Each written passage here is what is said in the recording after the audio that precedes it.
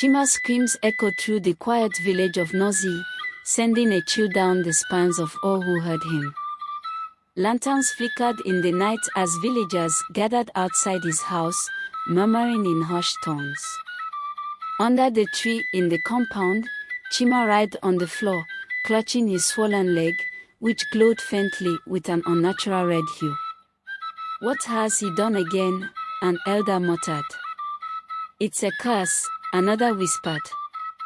"He must have angered the wrong person. Who did he offend this time?" Yet another elder responded. In the distance, under the shadow of an ancient baobab tree, Amara stood, her silhouette framed by the full moon.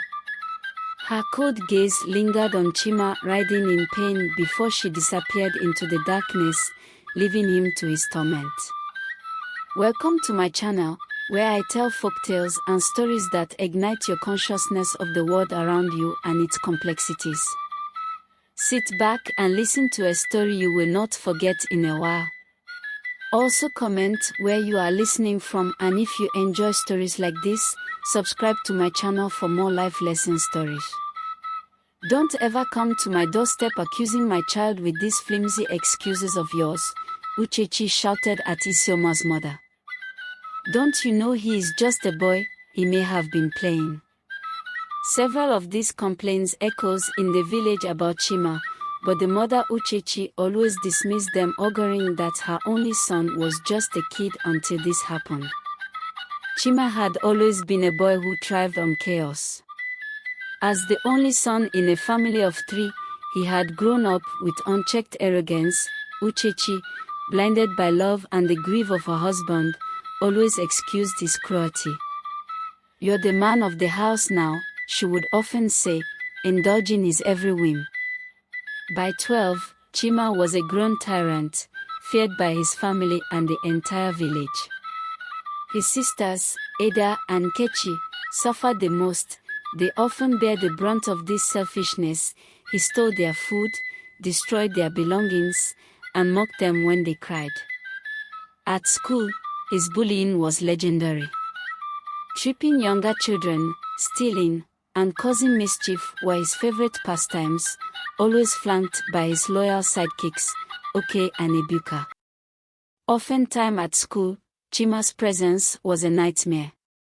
He would snatch other children's lunches, push them into the mud, and laugh as they cried. His friends, Oke and Ebuka, cheered him on, eager to bask in his shadow.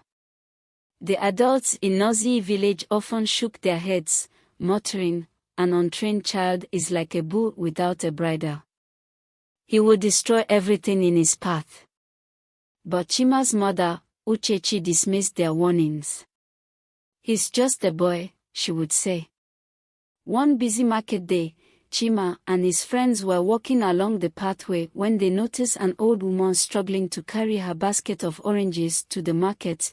In their usual mischievous mood, they ran across the woman, tripping her and causing her basket of oranges to fall to the ground. Instead of helping her to pick them up, they walked on the oranges, destroying the woman's oranges. There was not much the village elders would have done, because anytime there is a complaint about Chima's misbehavior, it often falls on deaf ears. In the quiet village of Nnoze, where everyone knew every other person's name, when there was a new presence in the village, it was easily noticed. That was how the presence of Amara, the chief priest's daughter, was noticed throughout the village. More so, her beauty and calm demeanor stands her out easily. Her father, the chief priest of Umona, had come to perform sacred rites requested by the village elders. Amara, his only child, was strikingly beautiful, with an air of calm that seemed almost out of this world. Her beauty was not just in her face but in the way she carried herself, calm, like the still waters of a sacred lake before dawn. Even the village children, who always ran about playing, paused to stare in awe. There was something mysterious about Amara, something that made her seem almost magical. Her deep brown eyes held a wisdom far beyond her years, and when she looked at people, it felt as if she could see into their hearts. Though she said little, her presence was powerful, like the gentle wind before a great storm. As she followed her father to the elder's hut, the villagers could not shake the feeling that Amara was no ordinary girl. There was an aura of quiet mystery around her. While the villagers whispered about her, Chima saw only an opportunity to assert his dominance. "She's nothing special," he told Oke and Ebuka as they watched her at the stream one afternoon. Amara stood apart from the other girls, her beautifully painted water pot perched gracefully on her head. "She needs to know who runs things in this village," Chima declared. With his friends trailing behind, Chima approached Amara. The other girls quickly stepped aside, their faces pale with fear. "Hey, girl," Chima called out, blocking her path. "Do you know the rules of this stream?" Amara raised an eyebrow, her calm gaze meeting his. "What rules?" Chima smirked. "When I'm here, everyone waits their turn. Drop your pot now and wait," Chima shouted. The other girls gasped, but Amara remained calm, not perturbed at all by his threats. She gently set her pot down and crossed her arms. "I don't take orders from bullies," she spat. Chima's smirk faltered. "What did you just call me?" "A bully," Amara repeated. "Only cowards speak on orders to feel important." Oki and Ebuka exchanged nervous glances. No one had ever spoken to Chima like that before or had the nerves to challenge him. Chima's face darkened. He stepped closer, towering over Amara. "Do you know who I am?" "Only a village bully," Amara replied, then continued, "You're just a boy who doesn't know respect," she added, her voice steady. The tension at the stream was palpable. Chima's hands clenched into fists. With a sudden burst of anger, he shoved Amara's pot, sending it tumbling into the stream. It shattered against the rocks, its intricate designs now float on the water. For the first time, a flicker of emotion crossed Amara's face. It wasn't fear, it was something far more dangerous. She stepped closer to Chima, her voice barely a whisper. "You shouldn't have done that, you have no right to do that," she said. Chima laughed, though his voice wavered. "What are you going to do about it?" Amara didn't answer. She simply turned and walked away, her footsteps eerily silent. That night, Chima woke with a jolt. His leg burned with a pain so intense he thought it was on fire.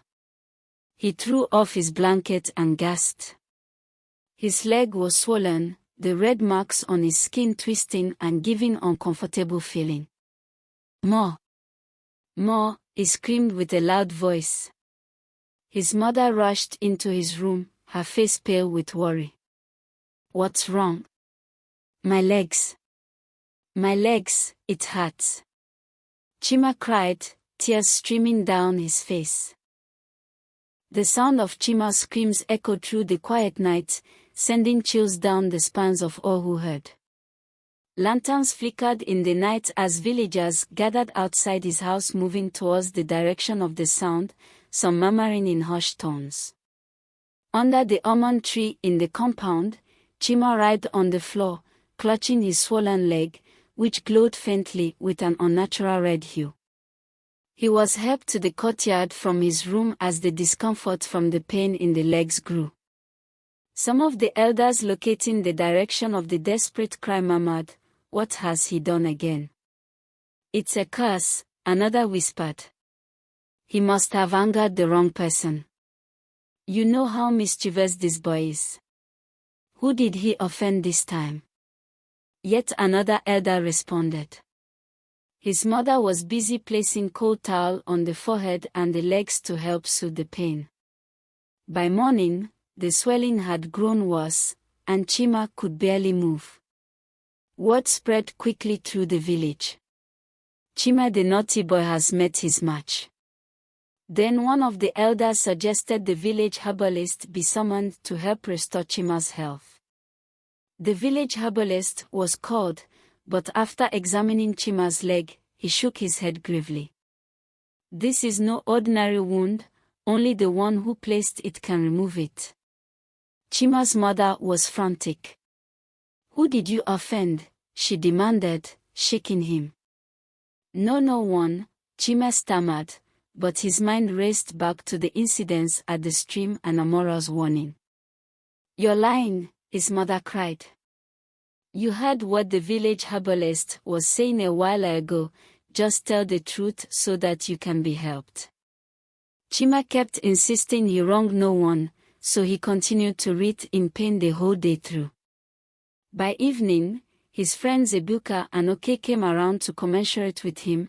It was then Chima's sister Ada overheard them talking about the incidents at the stream and his encounter with the new girl in the village. Immediately, Ada ran to their mother. Mama, come and listen, Chima had a fight with someone yesterday. This could be a reason for his sudden illness. Uchechi confronted Ebuka and Oke about the incidents at the stream, and it was confirmed that the new girl in the village might know something about Chima's sudden illness. By the next morning, Chima's illness was worse. He was looking like his body is pumped with water, several times bigger than its normal size. He could hardly stand for a while or walk some distance. Uchechi made an arrangement. She grabbed Chima's arm with the help of her daughter and placed him in a wheelbarrow, pushing him to the chief priest's house despite his cries of pain and discomfort. We are going to meet her, she demanded. The chief priest lived in a secluded compound on the edge of the village. As they approached, Chima's leg throbbed painfully, as if resisting every movement. The chief priest greeted them at the gate, his eyes narrowing as he took in Chima's condition. What brings you here? He asked, his voice calm but commanding. Chima's mother fell to her knees. Please, forgive my son. He is suffering. The priest's gaze shifted to Amara, who stood silently behind him. What happened? Amara stepped forward, her expression unreadable. He destroyed my pot and insulted me.